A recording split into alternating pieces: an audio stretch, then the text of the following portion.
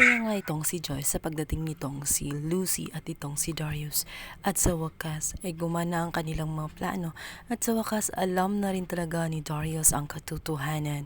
Ngunit sa kabilang banda, malungkot naman itong si Lucy dahil ito namang si Cheska ay punong-puno ng pagtataka kung bakit wala pa ang kanyang ina at saan ito naroroon. Kaya wala pa rin siyang magawa kahit naroon na siya sa bahay na yun ay kailangan pa rin niyang bumukod at hindi pa rin talaga niya makakasama ng tuluyan ang kanyang mag-ama hanggat hindi nabalik sa kanya ang kanyang katawan. Minabuti nga ng mag-asawa na ilihim mo na ang katotohanan sa kanilang anak at nang hindi nga sila mahirapang magpaliwanag dito dahil malilito lang ito lalo kapag ikinuwento ang buong istorya. Kaya naman itong si Lucy ay nanirahan muna sa bahay nga nitong si Mamita pansamantala. Samantalang ito nga si Darius ay nangangako na gagawin ng lahat-lahat nang makabalik nga siya sa normal at mabalik ang kanilang masayang pamilya. Kabilang banda, ito namang mag-ina ay aligagang-aligaga.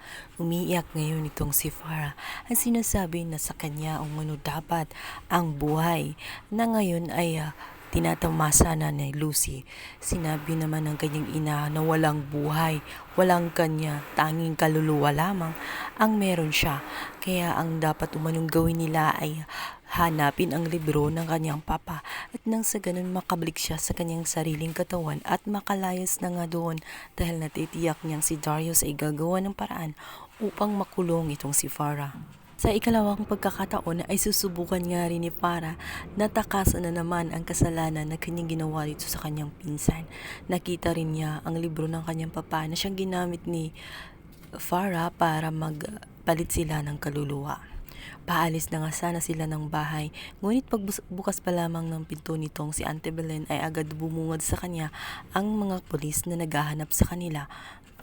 Sa pagkakataong ito ay hindi na nga nila matakasan ang mga kasalanan na kanilang ginawa sa pamilya ng mga Rigor dahil hawak-hawak na nga ng mga pulis ang warrant of arrest at hindi na nga sila makakaligtas. Ito na nga rin ang pagkakataon ni Darius upang hilingin kay Farah na ipagbalik nga sila sa tunay nilang mga katawan nang mabalik nga sa normal ang lahat.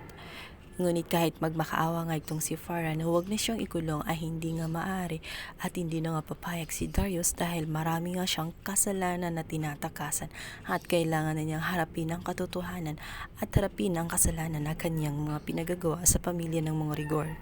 Ito na nga kaya ang pinakasagot sa mga dalangin ni Lucy, ang makasama at mamuhay na masaya ang kanyang pamilya. Abangan si Stalin Lloyd.